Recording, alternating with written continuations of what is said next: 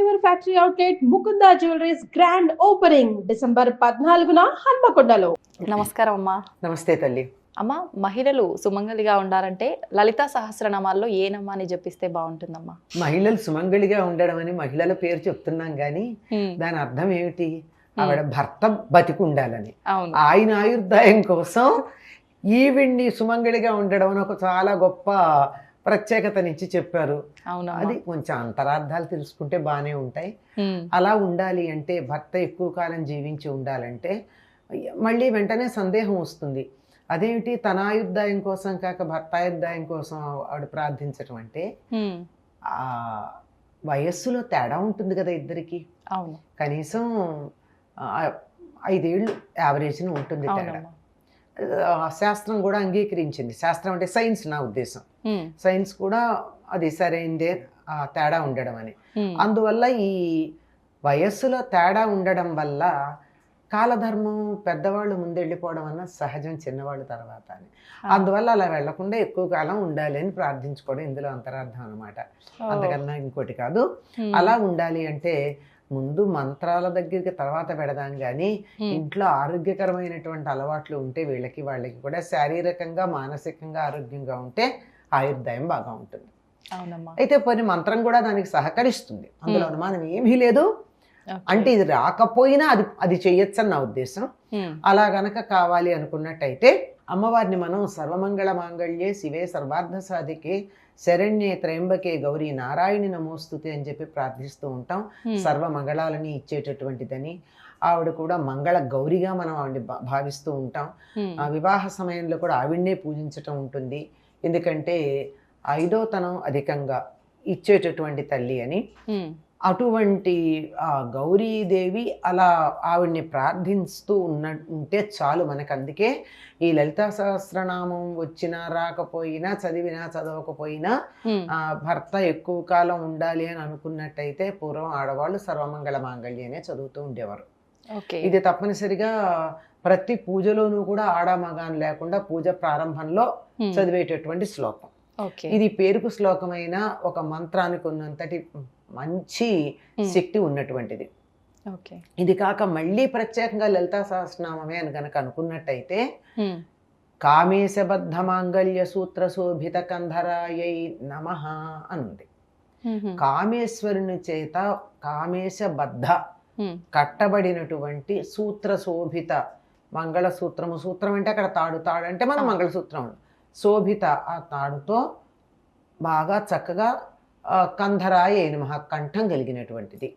కామేశబద్ధ మాంగళ్య సూత్ర శోభిత కంధరా అని కామేశ్వరుని చేత కట్టబడినటువంటి సూత్రముతో అందగించినటువంటి కంఠము కలది అని అర్థం.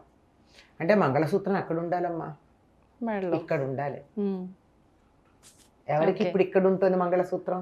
ఉండదమ్మా. మంగళసూత్రం బిళ్ళలు ఇక్కడ ఉంటున్నాయి, ఇంకా కిందకి కూడా ఉంటున్నాయి, అది లేకుండా కూడా ఉంటున్నాయి కదా. అవునమ్మా.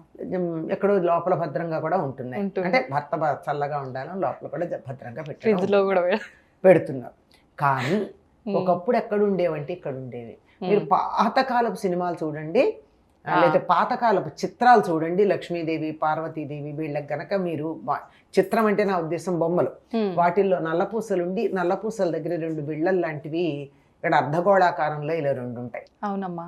ఈ మంగళసూత్రాలు ఇక్కడ కట్టుకున్నా నల్లపూసల్లో మాత్రం ఆ బిళ్ళలు వేసుకుంటున్నాం మనం. ఇంకా నిజానికి ఇక్కడ ఉండాలి. ఈ నాముగుంట అంటామే, ఈ నాముగుంట దగ్గర ఉండాలి. ఇక్కడ ఈ విశుద్ధి చక్రం ఉంటుంది. విశుద్ధి చక్రానికి 2 దళాలు ఉంటాయి.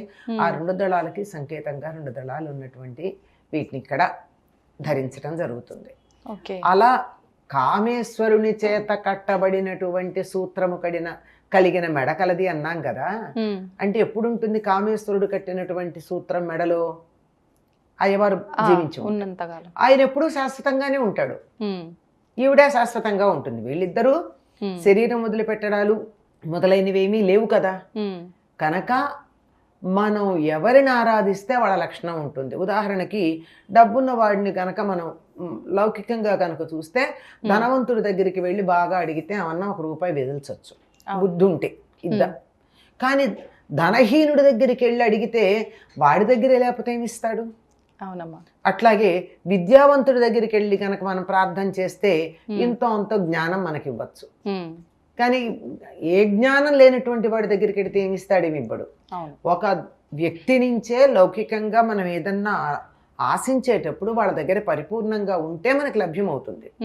అదేవిధంగా 5వ తనం నాకు కావాలి అంటే 5వ తనం అత్యధికంగా కలిగినటువంటి అమ్మవారిని ప్రార్థిస్తే ఆవిడ దగ్గర నుంచి అది ఉప్పొంగుతూ ఉంటుంది గనక కామేశ్వరుని చేత కట్టబడినటువంటి సూత్రము కలిగిన మెడతో అందగించేటటువంటి తల్లి నీకు నమస్కారం, నాకు కూడా అటువంటి పరిస్థితి అని అర్థం అక్కడ అని చెప్తారు.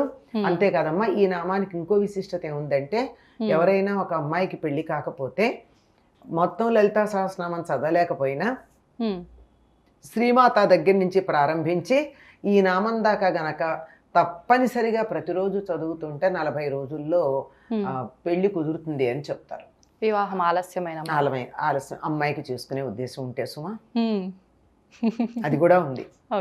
అది లేకపోతే ఎట్లా కుదురుతుంది? అమ్మా నాన్నకి చేయాలి నుండి అమ్మాయికి చేసుకునే ఉద్దేశం లేకపోతే అమ్మవారు ఆలోచిస్తుంది, వాంఛితార్థప్రద అంటుంది. కోరిన వాటిల్లో అర్థవంతమైనవే తీరుస్తుంది తప్ప పిచ్చి పిచ్చి కోరికలు తీర్చదు ఆవిడ.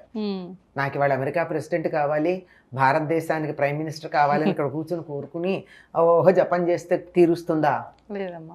తగింది లేదు కదా. కనుక అమ్మాయికి గనక ఉద్దేశం ఉన్నట్టయితే ఈ నామం దాకా ఉన్నటువంటి నామాలతో గనక రోజు అర్చించినట్టయితే వివాహం చక్కగా అయ్యి మంచి భర్త లభిస్తాడని చెప్తారు. పెళ్లిలో కూడా మొత్తం లలితా సహస్రనామం చదవడం కుదిరినా కుదరకపోయినా ఇక్కడి వరకు ఉన్న ఆ కుంకుమార్చన అమ్మవారికి గనక చేసుకున్నట్టయితే 5వ తనం బాగా ఉంటుంది అని చెప్తారు ఈ నామం దాకా. అయితే ఈ మంత్రం కౌంట్ ఏమన్నా ఉంటుందా అమ్మ ఇన్నిసార్లు చదువుకోవాలని? కౌంట్ పెట్టుకుంటే ఎక్కడుంటుంది దృష్టి? కామేశబద్ధ మాంగళ్య సూత్ర శోభిత కందరాయ నమః 1, కామేశబద్ధ మాంగళ్య సూత్ర శోభిత కందరాయ నమః 2. అంటే నువ్వు ఎక్కడ నామానికన్నా 1, 2 ప్రాధాన్యం ఉంటుంది. కనుక ఈ కౌంట్ గురించి ఏదో చెప్తారు కానీ అది ప్రధానం అని చెప్పడానికి లేదమ్మా. ఏం ఆలో చేతిలో పుచ్చుకుని చేస్తే చెయ్యాలి తప్ప జపానికి పెద్దగా దృష్టి అటు ఇటు మళ్ళకుండా ఉండడానికి మాత్రమే చేతిలో ఒక జపమాల తప్ప కౌంట్ కోసం కాదమ్మా. దాన్ని కొలికిపూస జపం అంటారు. అసలు మంత్రం జపం కాదు, కొలికిపూస ఎప్పుడు వస్తుందా, ఈ జపమాల ఎప్పుడు పూర్తుందని ఆలోచిస్తారు అని అంటూ ఉండేవారు మా గురువు గారు.